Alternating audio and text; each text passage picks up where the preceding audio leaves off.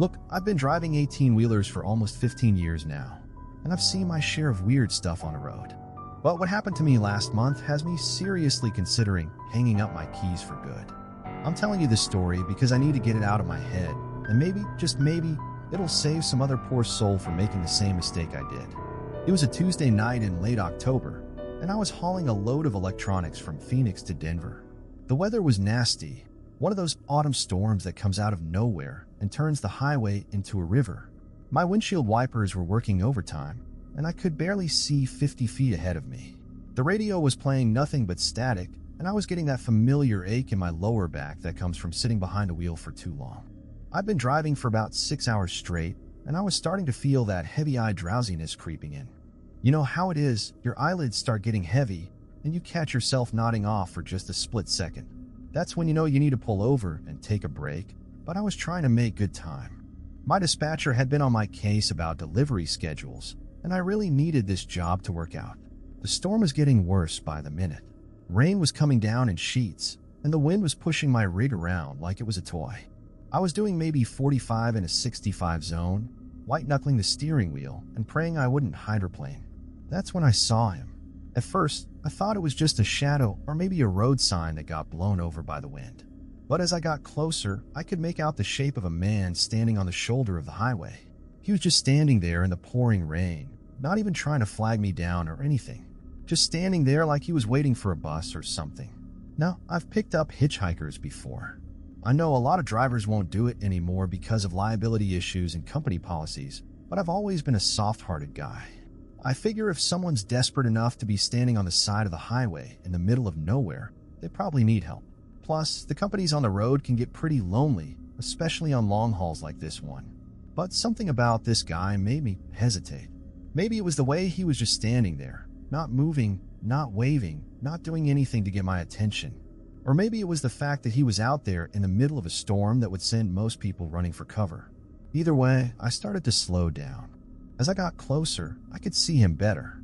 He was tall, probably around 6'2" or 6'3", and he was wearing a long dark coat that looked like it was soaked through. His hair was plastered to his head, and he had his hands shoved deep in his pockets. What really got to me, though, was his face. Even through the rain and the darkness, I could see that he was staring straight ahead, not even looking at the approaching trucks and cars. It was like he was in some kind of trance. I pulled over about 20 feet past him and put on my hazard lights. Through my side mirror, I watched him turn and start walking toward my truck. There was something off about the way he moved, kind of stiff and jerky, like he wasn't used to walking or something. I rolled down my window and stuck my head out into the rain. "Hey, buddy," I called out. "You need a ride?" He didn't answer right away. He just kept walking toward me with that same weird, stiff gait. When he got closer, I could see his face better, and that's when I really started to get the creeps. His skin was pale, almost gray, and his eyes were completely black. Not just the pupils, but the whole eye, like looking into two holes in his skull. "Where are you headed?" I asked, trying to keep my voice casual. He stopped right next to my door and looked up at me. When he spoke, his voice was barely above a whisper, and it had this weird echo to it, like he was talking from inside a tunnel. "North," he said. "Just north." I should have trusted my gut right then and there. Every instinct I had was screaming at me to put the truck in drive and get the hell out of there. But like I said, I'm a soft-hearted guy, and the poor bastard was soaked to the bone. Plus, I was heading north anyway. Denver's north of Phoenix, right? "Well, I'm going to Denver," I said. "That work for you?" He nodded once, real slow, and I told him to climb in. That was my first mistake. He walked around to the passenger side and opened the door. When he climbed up into the cab, I immediately noticed two things that should have sent me running. First, he wasn't dripping wet like he should have been after standing in that downpour. His clothes were dry, his hair was dry, everything about him was bone dry. Second, the temperature in the cab dropped about 20 degrees the moment he sat down. I could see my breath, and I started shivering. "You okay, man?" I asked him. "You seem a little off." He turned those black eyes on me, and I swear I felt my blood turn to ice water. "I'm fine," he said in that whisper echo voice. "Just tired." I put the truck in gear and pulled back onto the highway. The rain was still coming down hard, and I was having trouble concentrating on the road. Every few seconds, I'd glance over at my passenger and he'd be sitting there perfectly still, staring straight ahead through the windshield. He didn't blink, didn't move, didn't even seem to be breathing. It was like riding with a mannequin. We drove in silence for about an hour. I tried to make conversation a few times, asking him where he was from, what he did for work, that kind of thing. But he either ignored me completely or gave me one-word answers that didn't tell me anything. The whole time, that unnatural cold kept getting worse.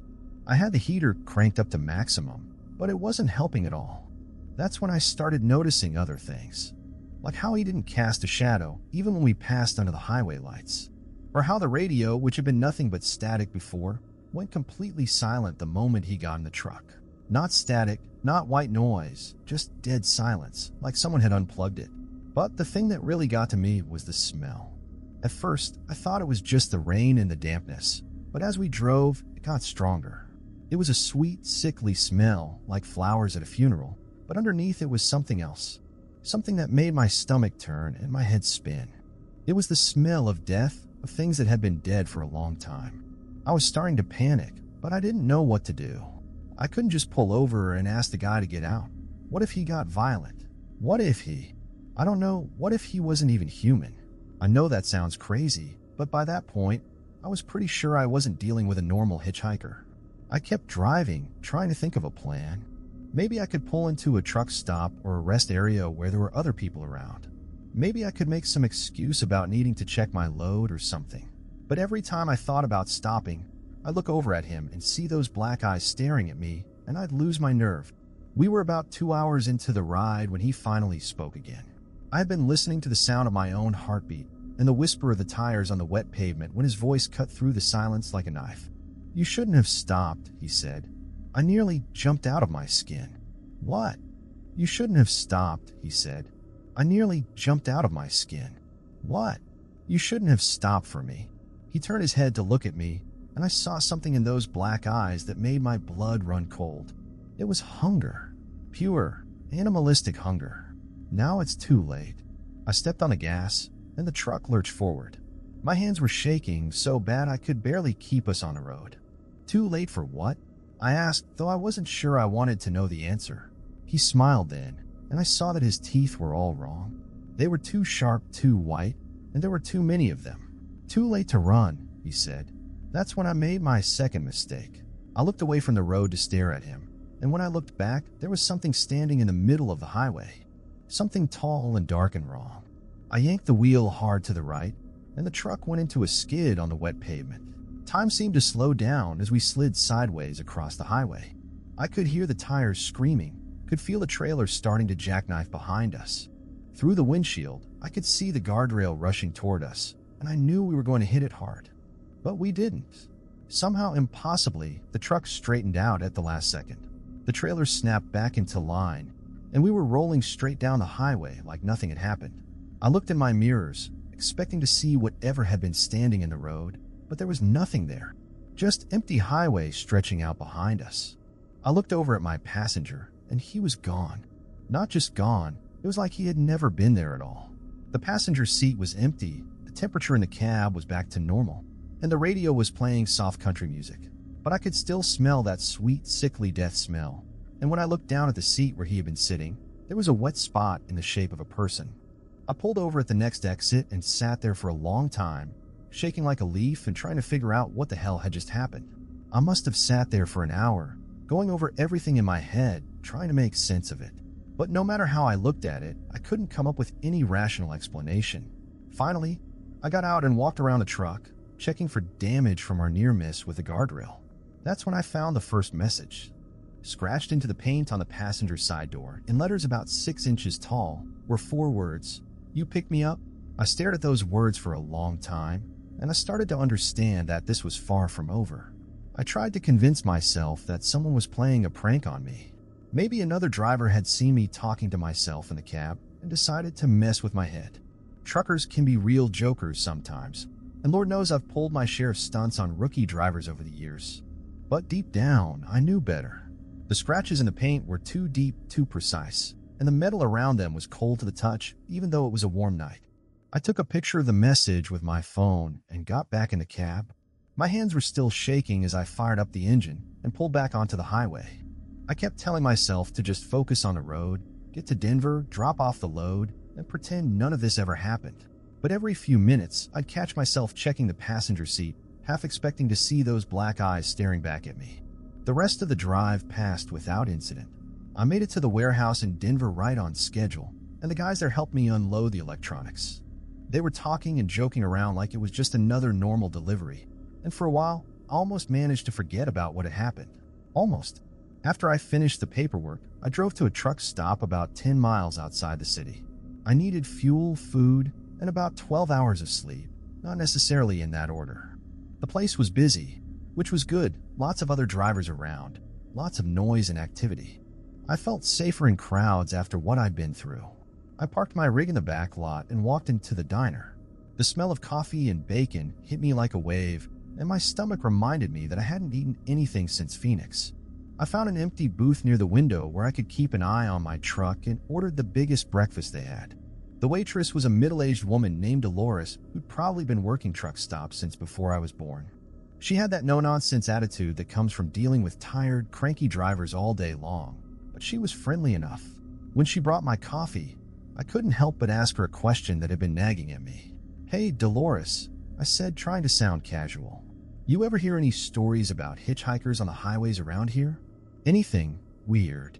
She paused in the middle of pouring my coffee and gave me a look that made my skin crawl. "Why do you ask?" "Oh, just curious. You know how drivers like to tell stories." She set the coffee pot down and leaned in closer. "Honey, you look like you've seen a ghost. What happened out there?" I started to tell her it was nothing, but something about her expression made me change my mind. Maybe it was the way she was looking at me, like she'd heard this story before. So I told her everything. The storm, the hitchhiker, the black eyes, the messages scratched into my truck. When I finished, she was quiet for a long moment. "You're not the first driver to come through here with a story like that," she said finally. "There's been others. Always the same description, tall guy in a dark coat, black eyes, wrong teeth. Some say he's been haunting this stretch of highway for years." "What do you mean, haunting?" "I mean he's dead, honey.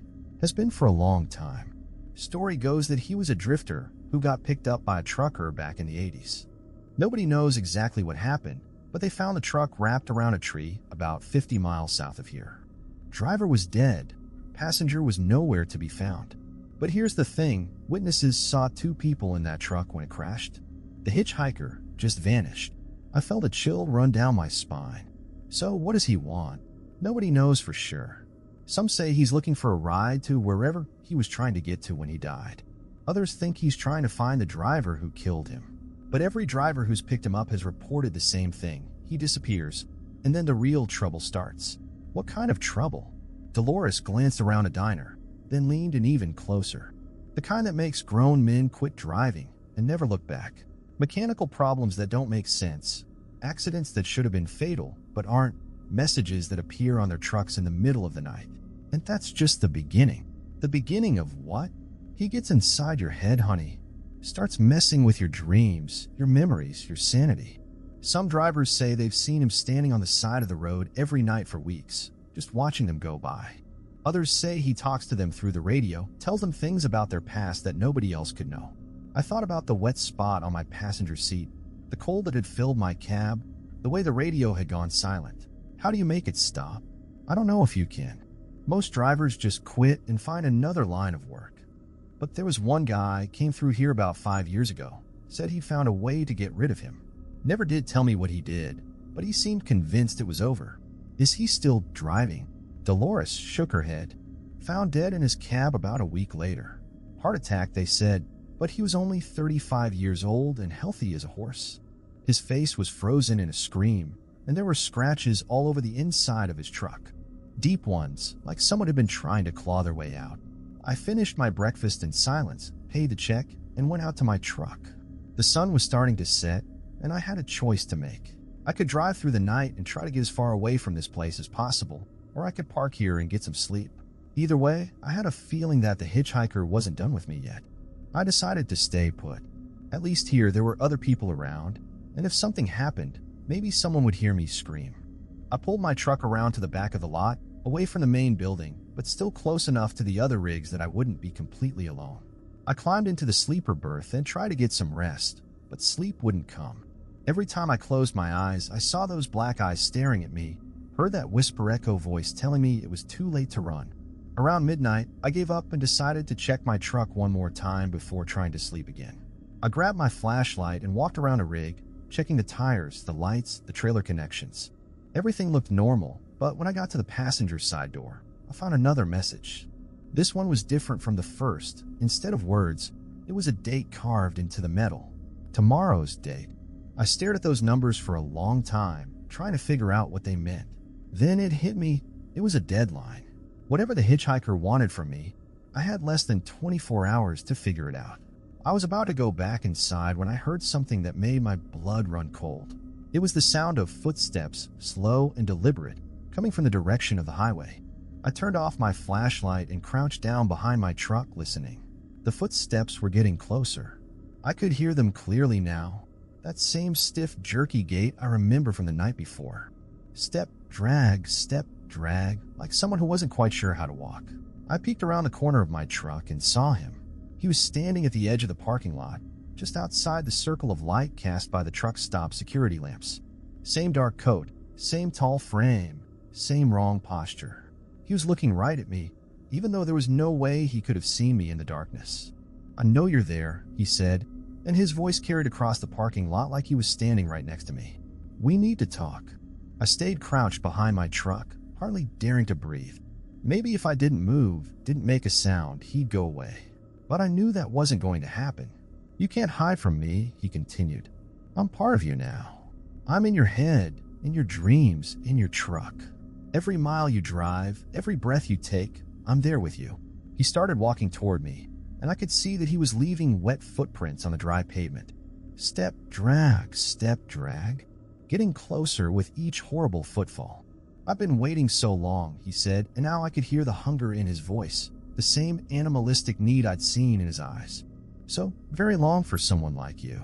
Someone who would stop. Someone who would let me in." I couldn't take it anymore. I stood up and shined my flashlight directly at him. "What do you want from me?"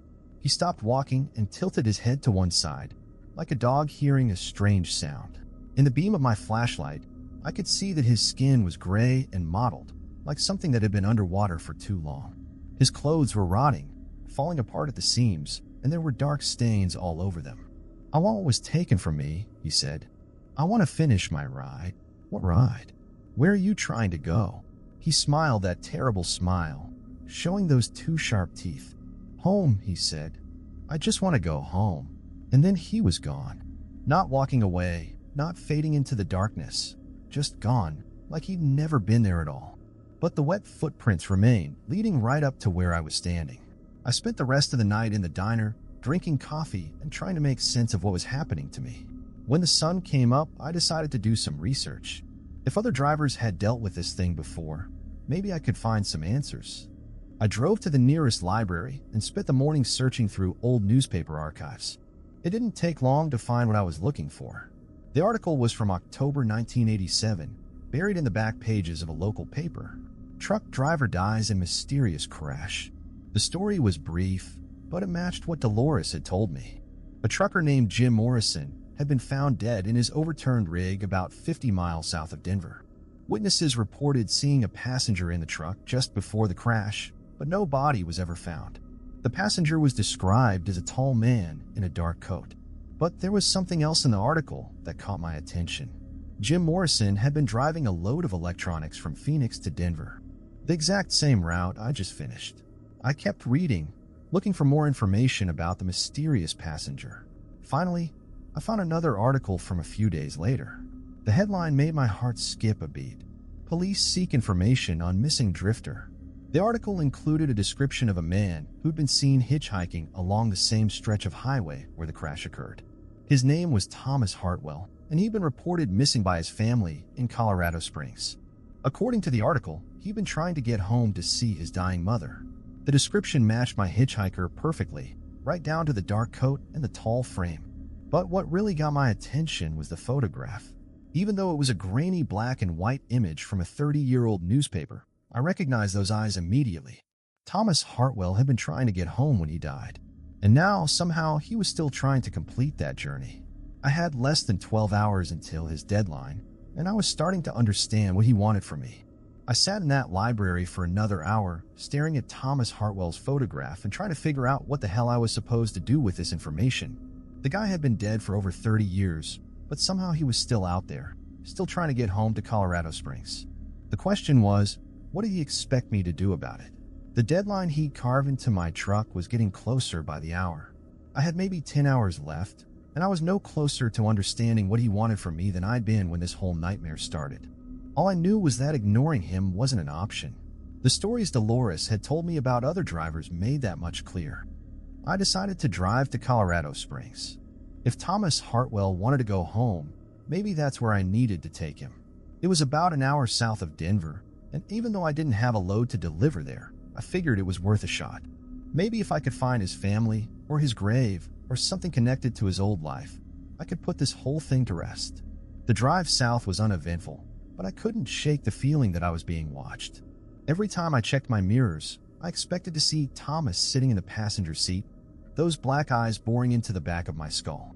The radio kept cutting in and out, playing snatches of old songs from the 80s mixed with static and weird electronic noise.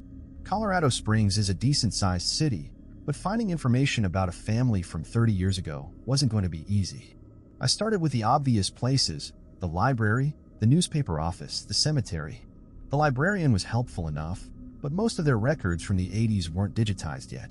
The newspaper office was a dead end. They'd sold their old archives to some company in Texas, and nobody could tell me how to access them. The cemetery was more promising. There were 3 main graveyards in the city, and I figured if Thomas Hartwell was buried anywhere, it would be in one of them. The first 2 were busts, but at the third one, Evergreen Cemetery, I hit pay dirt. The office was run by an elderly woman named Mrs. Patterson, who'd been working there since the 70s. When I mentioned Thomas Hartwell's name, her face went pale. "Oh my," she said, "I haven't heard that name in years." Poor boy.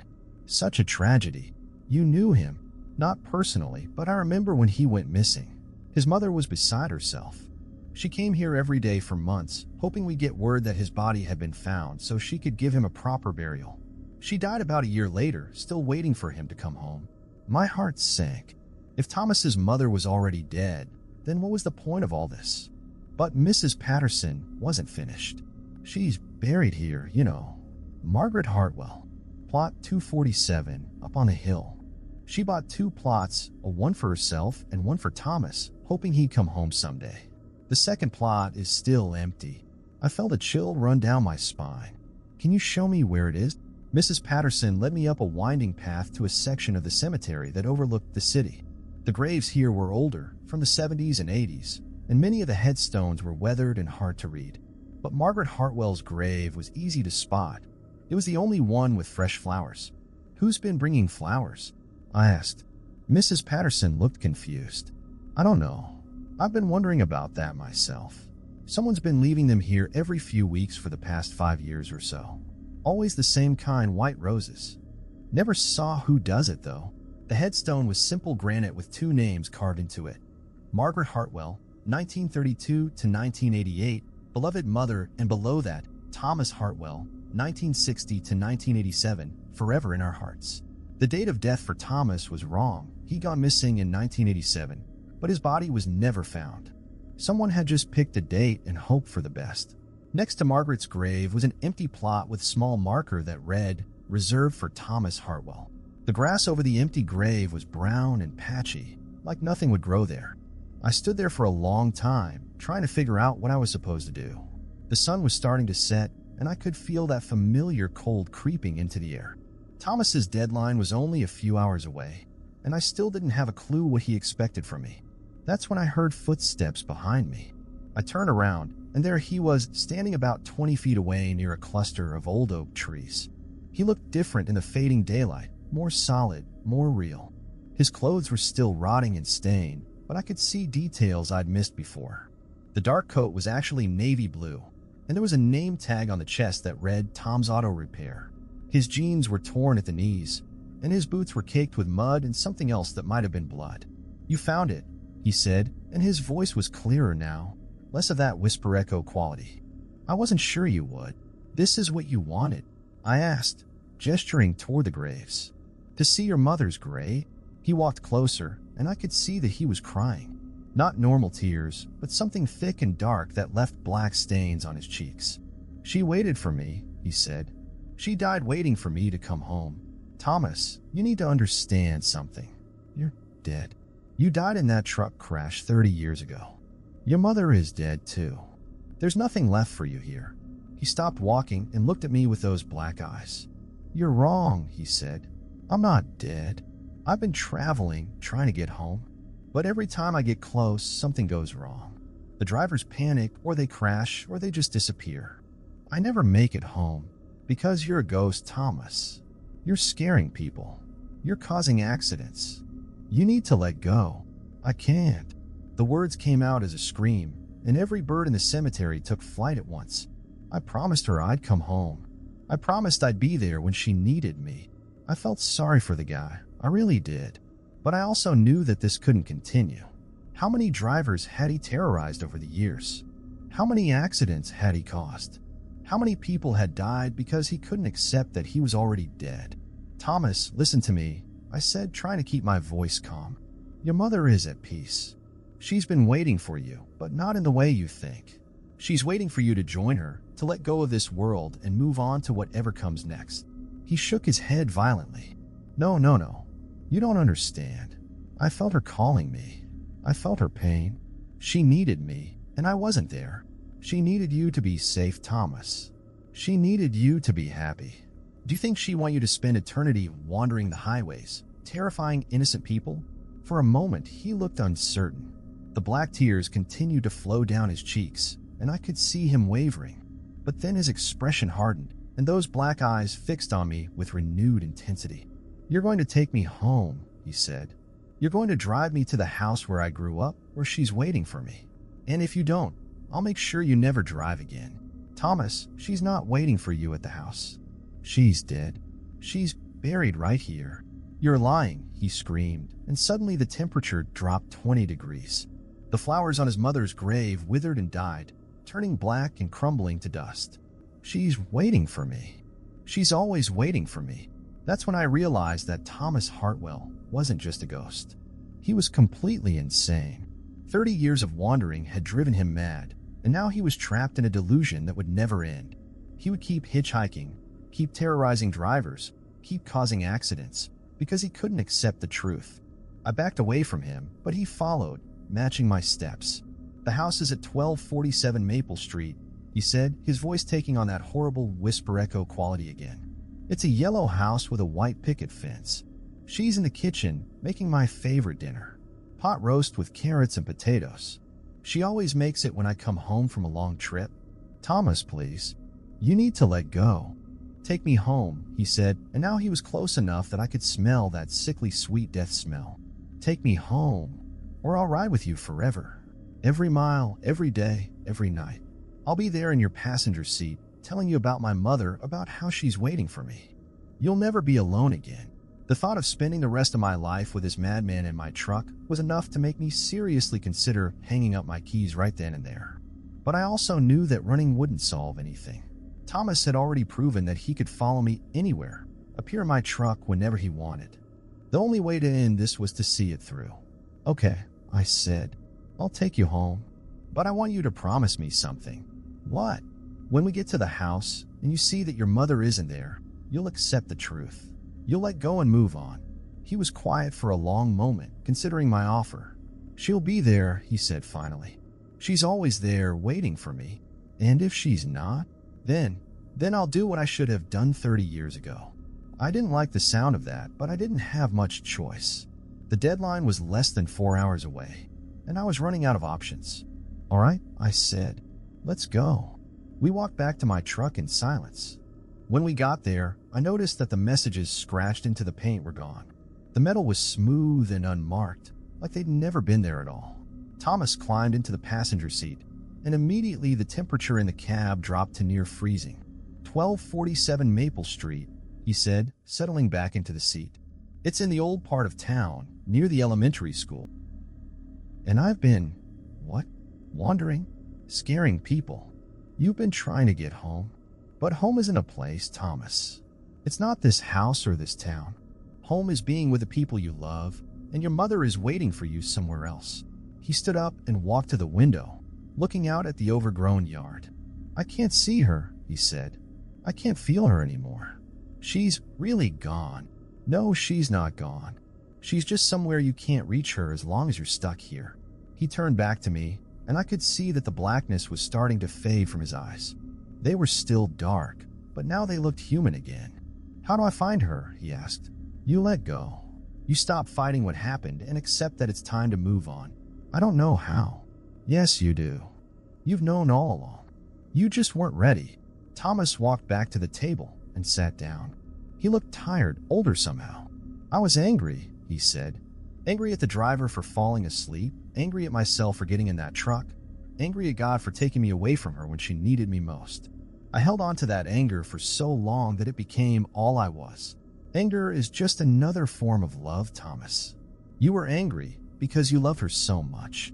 She used to tell me that holding on to anger was like holding on to a hot coal. It hurts you more than anyone else.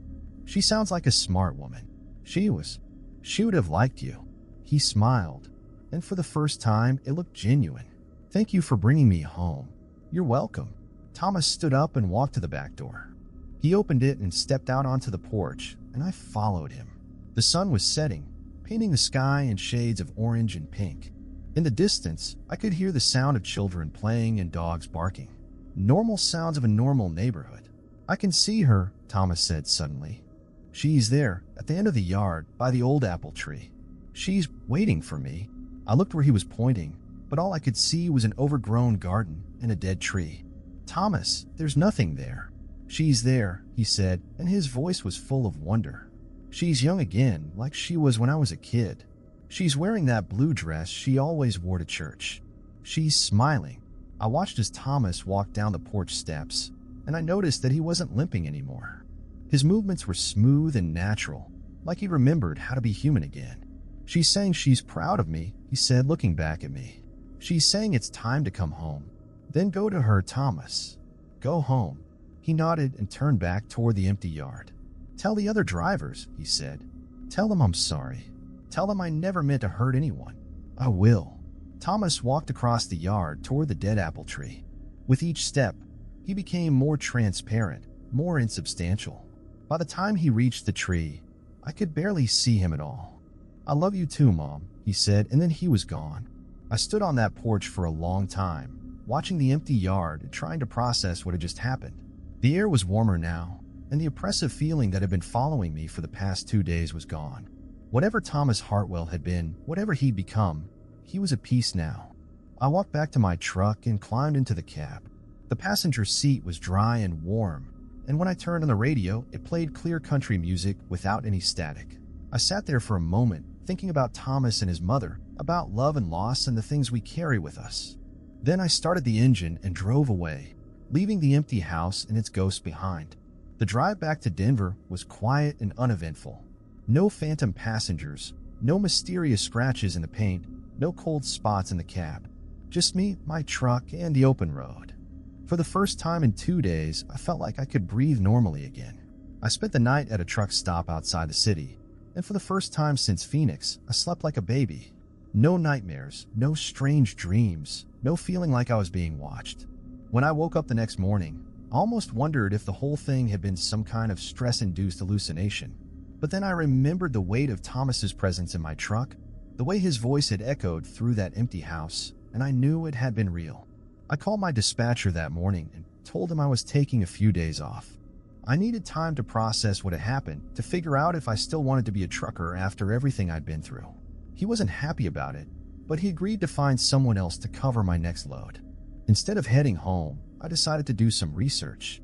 I wanted to know more about Thomas Hartwell, about the accident that had killed him, about the other drivers who'd encountered him over the years. Maybe if I could understand the whole story, I could make sense of my own experience. I started at the Denver Public Library, digging through old newspaper archives and police reports. The story of Thomas's death was more complicated than I'd initially thought. Jim Morrison, the driver who'd picked him up, had been drinking that night. Not enough to be legally drunk, but enough to impair his judgment. The truck had gone off the road during a curve, rolled 3 times, and ended up wrapped around a tree. Morrison had been thrown from the cab and died on impact. But here's the weird part. The police report mentioned that the passenger door was found open, and there were no signs of a second body anywhere near the crash site. The investigators had assumed that Thomas had been thrown clear and wandered off, disoriented and possibly injured. Search teams had looked for him for weeks, but they never found so much as a piece of clothing. What they did find were some strange details that had been left out of the newspaper reports. The truck's radio had been found tuned to a station that didn't exist, playing what one officer described as voices speaking in reverse. The temperature inside the cab had been 20 degrees colder than the outside air, even though the heater was still running. And there were wet footprints leading away from the crash site, even though it hadn't rained in days. Reading those details gave me chills. It sounded like Thomas had been trying to hitchhike even before he died, somehow drawing other drivers into his tragedy. The question was, how many others had there been over the years? I spent the next 2 days tracking down drivers who reported similar encounters. It wasn't easy.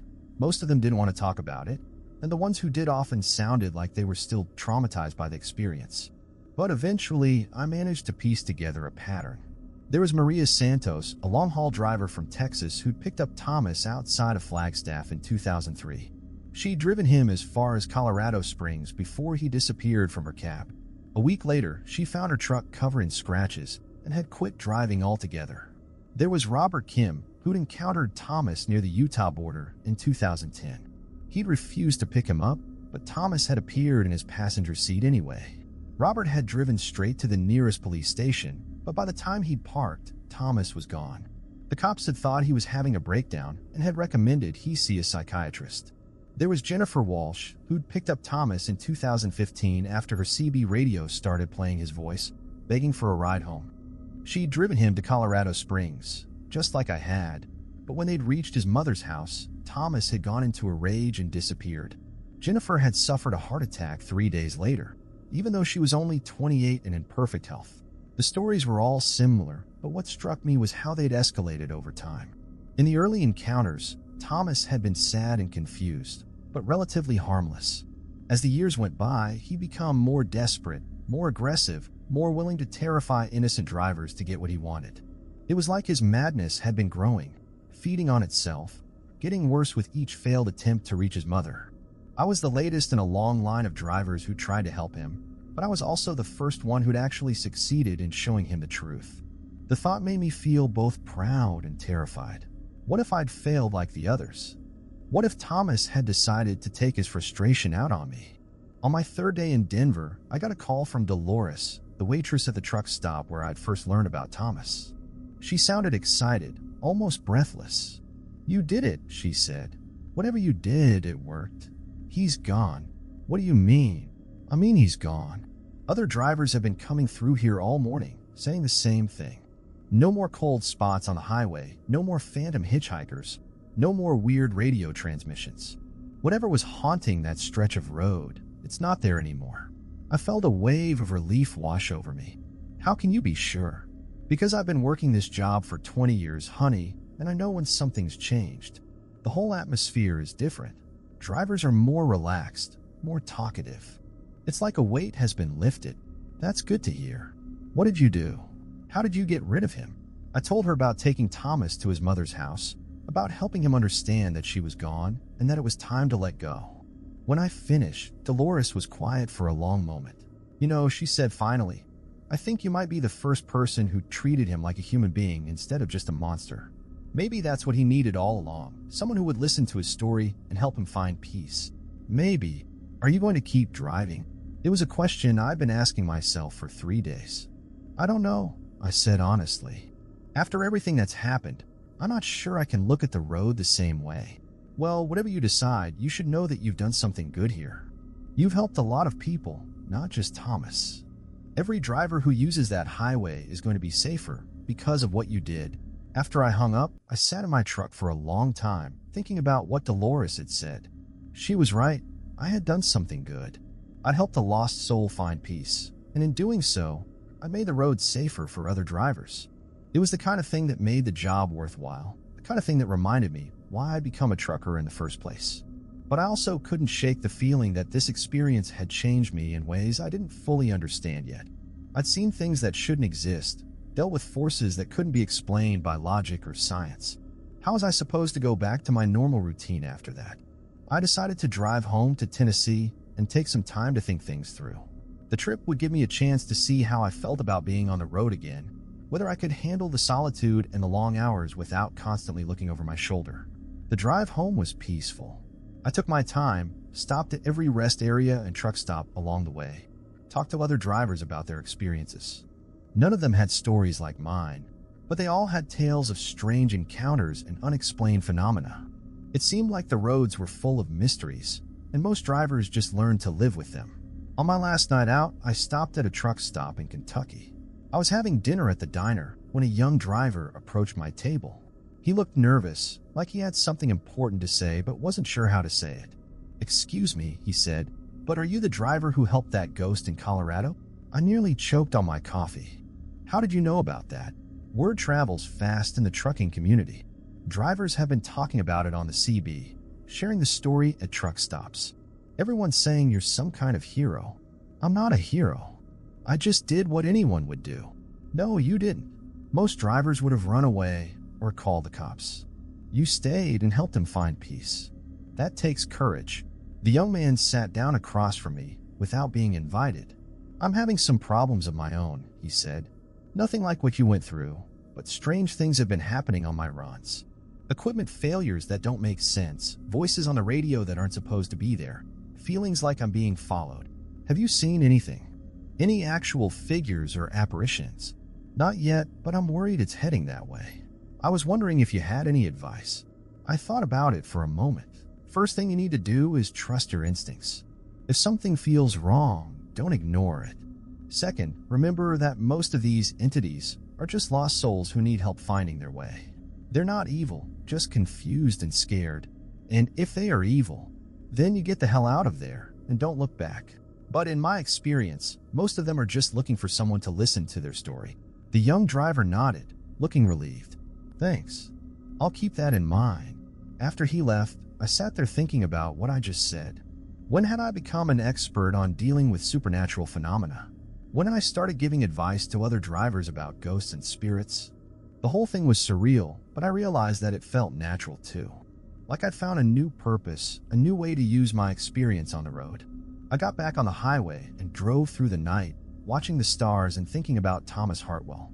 I wondered where he was now, whether he'd found his mother, whether they were both at peace. I hope they were. God knows they'd both suffered enough. When I finally reached home, I parked my truck in the driveway and sat there for a few minutes, looking at my house. It was a small place, nothing fancy, but it was mine. I'd bought it with money I'd saved from years of long-haul driving, and it represented everything I'd worked for. The question was, did I still want the life that came with it? I went inside and called my dispatcher. "I'm ready to get back to work," I told him. "Good to hear. I've got a load of furniture going from Nashville to Phoenix." "You interested?" "Phoenix. The city where my whole adventure had started." It seemed appropriate somehow. "Yeah, I'll take it." "Great. Pickup is tomorrow morning at 8. And hey, Jim. Yeah, I heard some crazy stories about what happened to you in Colorado. You doing okay?" "I'm doing fine. Better than fine, actually." "Good. Because I've got a feeling you're going to be busier than usual. Word is getting around about your special skills. Other drivers are asking for you specifically." "What kind of special skills?" "Let's just say that if someone has a problem that can't be solved by a wrench or a phone call, they want you on the job." I hung up and sat there for a long time, thinking about what he'd said. It seemed like my experience with Thomas had changed more than just my own life. Other drivers were starting to see me as someone who could help with the strange and unexplained phenomena that seemed to be a part of life on the road. The thought scared me and excited me at the same time. I'd always been a problem solver, someone who could fix things and help people out of tough situations. But this was different. This was about helping souls find peace, about dealing with forces that most people couldn't even acknowledge existed. I spent the next few days preparing for my return to the road. I bought a new CB radio, upgraded my first aid kit, and started carrying a notebook where I could write down details of any strange encounters I might have. I also started researching folklore and supernatural phenomena, trying to educate myself about the kinds of things I might encounter. The night before I was supposed to leave, I had a dream. I was driving down a dark highway when I saw a figure standing on the shoulder. But this time, it wasn't Thomas Hartwell. It was a woman in a white dress, and she was holding a baby. As I got closer, I could see that she was crying. I woke up with a start, my heart racing. It was just a dream, I told myself. But somehow, I knew it wasn't just a dream. It was a preview of what was coming, a sign that my work was far from over. I loaded up my truck that morning, headed out to pick up my cargo. As I drove through the streets of Nashville, I felt that familiar excitement that came with the start of a new journey. But there was something else too, a sense of purpose I never felt before. I was no longer just a truck driver. I was something more, a bridge between the living and the dead, a helper for lost souls who couldn't find their way home. It wasn't the career I'd planned, but it was the one I'd been called to. As I pulled onto the interstate and headed west, I turned on my CB radio and listened to the chatter of other drivers. They were talking about weather, road conditions, and truck stops. Normal conversations about normal things. But I knew that underneath all that normalcy, there were other stories being told. Stories of strange encounters and unexplained phenomena, of drivers who'd seen things they couldn't explain and needed someone to listen. The first call came 3 days into my Phoenix run. I was somewhere outside of Amarillo, Texas, making good time on a straight stretch of highway when my CB crackled to life. At first, I thought it was just the usual driver chatter, someone looking for a good truck stop or warning about speed traps. But the voice that came through was different. Younger, more scared. Breaker 19, this is Midnight Express looking for the ghost hunter. Anyone know how to reach the ghost hunter? I nearly swerved off the road. Ghost hunter? Is that what they were calling me now? I picked up the handset, my hand shaking slightly. This is Big Jim on the 18-wheeler. You looking for someone in particular? Yeah, man. I heard there's a driver who helps with weird stuff. Supernatural stuff. I really need to talk to him. I took a deep breath. This is him. What's your 20? Mile marker 127 on I-40. Pulled over at the rest area. I've been sitting here for 2 hours, afraid to get back on the road. I'll be there in about 15 minutes. What's your handle? They call me Rookie. And Mr. Thank you. I didn't know who else to call. The rest area was nearly empty when I pulled in. I spotted the truck immediately, a bright red Peterbilt with Midnight Express painted on the side. The driver was standing next to it, pacing back and forth and chain-smoking cigarettes. He looked like he was maybe 25, with a kind of nervous energy that comes from too much coffee and not enough sleep. You the ghost hunter? He asked as I walked over. I'm just a driver who's had some unusual experiences. Name's Jim. What's going on? Rookie, his real name was Danny, I learned, told me a story that made my blood run cold. He'd been driving for about 6 months, hauling loads between Texas and California. 3 weeks ago, he'd started seeing things.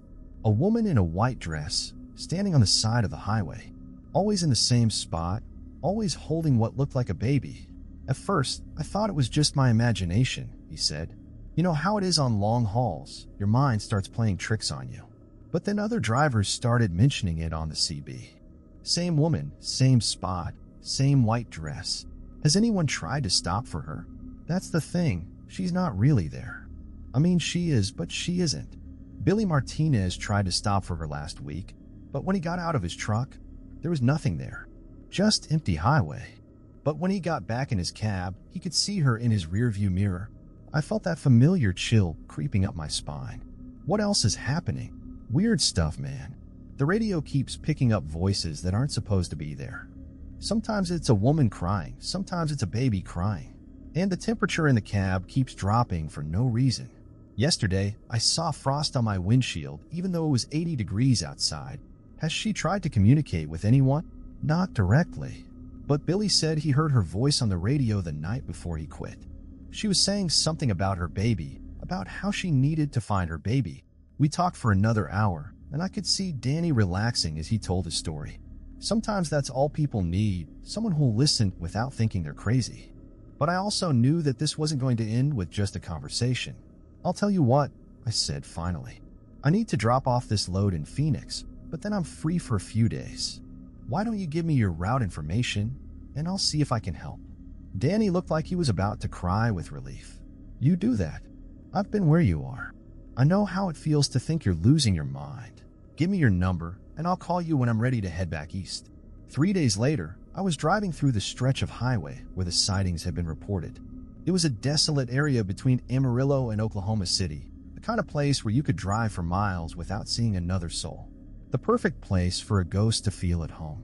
I'd done my research before making the trip. The area had a history of accidents, particularly involving women and children. In 1992, a young mother named Sarah Collins had been driving through the area with her infant daughter when her car broke down. She'd started walking to find help, carrying the baby with her. A trucker found her body 3 days later, about 2 miles from her abandoned car. The baby was never found.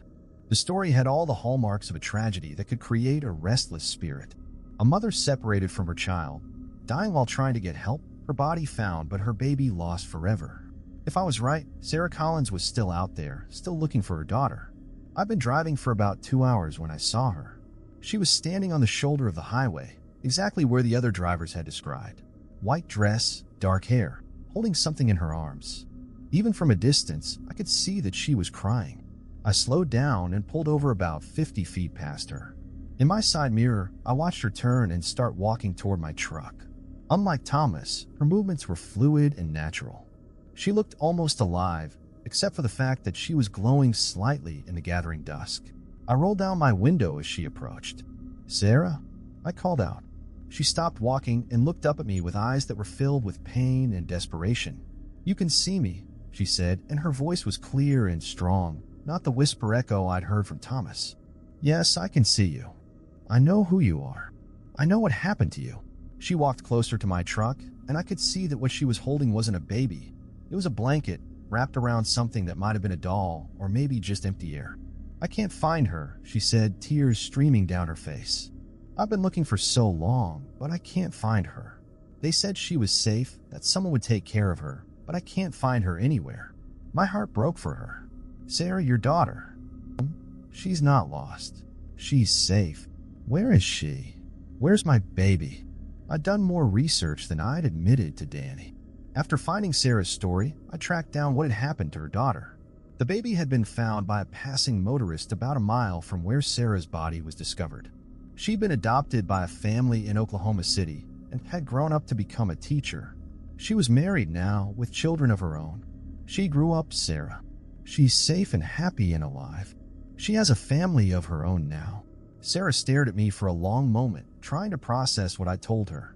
She's alive. Yes, she's alive. She's 32 years old now, and she's a teacher. She has 2 children, a boy and a girl. She's happy, Sarah. She's had a good life. But I failed her. I left her alone. I was supposed to protect her. You didn't fail her. You died trying to save her. The last thing you did was make sure she was safe." Sarah looked down at the empty blanket in her arms, then back at me. "I've been carrying her all this time. I thought she was with me. She was with you in a way. But she was also out there, living her life, growing up, becoming the person she was meant to be. And part of her will always be with you. Can I see her? Can I see what she looks like now?" I pulled out my phone and showed her the pictures I'd found online. Emma Collins Mitchell, smiling at a school function with her students. Emma with her husband and children at a family reunion. Emma receiving a teaching award. Sarah stared at the pictures for a long time, tears streaming down her face. "She's beautiful," she whispered. "She looks like her father. She is beautiful. And she's happy. That's all any parent can ask for." "I've been so scared," Sarah said. "So afraid that she was alone, that she was suffering. I couldn't bear the thought of her being afraid. She wasn't alone, Sarah. She was loved. She was raised by good people who cared for her. And she remembers you. She has pictures of you. And she tells her children stories about their grandmother who loved them even though she never got to meet them." Sarah looked down at the blanket again, then slowly unwrapped it. There was nothing inside, just empty air and faded fabric. She let the blanket fall to the ground, and when she looked back at me, her eyes were different, peaceful. "I can let go now," she said. "I can stop looking." "Yes, you can. You've done your job as a mother. You kept her safe when it mattered most. Now you can rest." Sarah took a step back from my truck. "Thank you," she said. for showing me the truth, for helping me understand. You're welcome. Is there anything else you need? She shook her head. Just, will you tell the other drivers? The ones who've been seeing me? Tell them I'm sorry for frightening them. I never meant to scare anyone. I'll tell them. Sarah smiled, the first genuine smile I'd seen from her.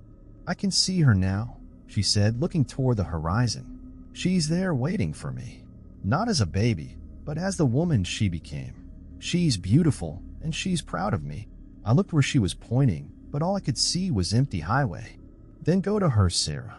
Go home. Sarah nodded and started walking toward the horizon. With each step, she became more transparent, more ethereal. Just before she disappeared completely, she turned back to me one last time. Thank you for giving me peace, she said. And Jim? Be careful. There are others out there who need help. Some of them are lost like I was. But some of them are angry. And then she was gone, leaving only the empty blanket on the side of the highway. I sat there for a long time, watching the sun set over the endless Texas landscape. Another lost soul had found peace. Another family had been reunited across the veil between life and death. It should have felt like a victory, but Sarah's final words kept echoing in my mind. Some of them are angry.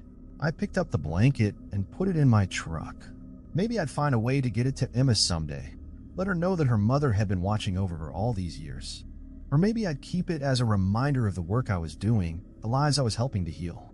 As I pulled back onto the highway, my CB crackled to life. It was Danny, his voice much calmer than it had been a few days before. Big Jim, you out there? I'm here, rookie. How you doing? Good, man. Real good. Whatever you did, it worked. The highway's been quiet for the past 2 days. No more sightings, no more weird radio transmissions.